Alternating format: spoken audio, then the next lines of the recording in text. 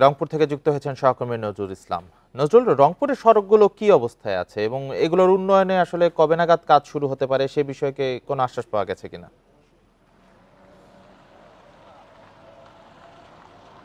দেখুন, প্রায় ২ বছর ধরে কিন্তু রংপুরের কাঁচা পাকা রাস্তা প্রায় ১৫০ কিলোমিটার রাস্তা কিন্তু আপনি নিশ্চয়ই দেখছেন যে এটি কিন্তু খানাখন্দে ভরা। অর্থাৎ আপনি জানেন যে রংপুরে কিন্তু যেটি রাস্তা কার্পেটিং হয়েছে প্রায় ২ বছর আগে, সেটি কিন্তু আস্তে আস্তে কার্পেটিংগুলো উঠে গেছে। আপনি নিশ্চয়ই দেখছেন যে এটি কিন্তু অর্থাৎ লালমনিরহাট রংপুরের রাস্তা এটি। এই রাস্তা চলাচল করে প্রতিদিনে কিন্তু হাজার হাজার মানুষ এবং যানবাহন তো আছেই। আপনি নিশ্চয়ই দেখতে পাচ্ছেন যে সেসব যানবাহন চলাচল করছে, খুবই মানে বিপুল পরিমাণ কিন্তু যানবাহন চলাচল করছে। এই রাস্তাটি কিন্তু এরকম ভাঙ্গাচূড়া আছে প্রায় ৫ কিলোর উপরে, শুধু একটি ইউনিয়নের ভিতরেই। কিন্তু আমি যদি বলি যে রংপুর জেলায় যে ১৫০ কিলো রাস্তার কাঁচা পাকা, এটি কিন্তু আসলে একটা জরাজীর্ণ অবস্থায় পড়ে আছে বিভিন্ন জায়গাতেই। সেটি কিন্তু নির্মাণ করার জন্য আমরা কয়েকদিন ধরে কিন্তু জেলা প্রশাসকের কথা বলেছি, যেহেতু জনপ্রশাসন মন্ত্রণালয়ের অধীনে কিন্তু এখন অর্থাৎ এমপি যারা তারা নেই এবং উপজেলার চেয়ারম্যান নেই, সেক্ষেত্রে কিন্তু এইসব উন্নয়নে কিন্তু স্থবির হয়ে পড়েছে। সেক্ষেত্রেই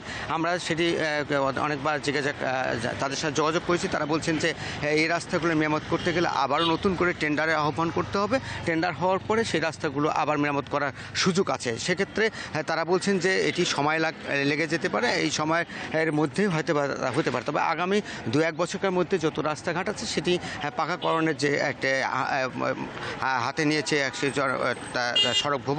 সড়ক বিভাগ। আমি একটু আগে কিন্তু সড়ক বিভাগের যিনি এলজিডির যিনি কর্মকর্তা রয়েছেন তার সঙ্গে কথা বলেছি। তিনি যেমনটি জানিয়েছেন যে অতি দ্রুত যেসব রাস্তাগুলো এখনও কাঁচা পাকা রয়েছে এবং যেটি রাস্তার কার্পেটিং উঠে গেছে সেটি মেরামত করার যে টেন্ডার সেটি আহ্বান করবেন এবং জেলা প্রশাসকের মাধ্যমে সেটি করে, অর্থাৎ স্থানীয় যেসব জনপ্রতিনিধি আছে তাদের মাধ্যমে সেটি কাজ শুরু করবেন ইতিহাস বলছে। তবে মানুষের কিন্তু ভোগান্তি এবং দুর্ভোগের একেবারে শেষ নেই। আপনি নিশ্চয়ই দেখছেন যে এই রাস্তা দিয়ে যেসব গাড়ি ঘোড়া চলাচল করছে সেটিও কিন্তু আসলে খুব ক্ষতির মুখে পড়ছেন। সেক্ষেত্রে তাদের দ্রুত মেরামত করার দাবি করছেন কিন্তু স্থানীয় লোকজন। রংপুর থেকে জানাচ্ছিলেন সহকর্মী নজরুল ইসলাম।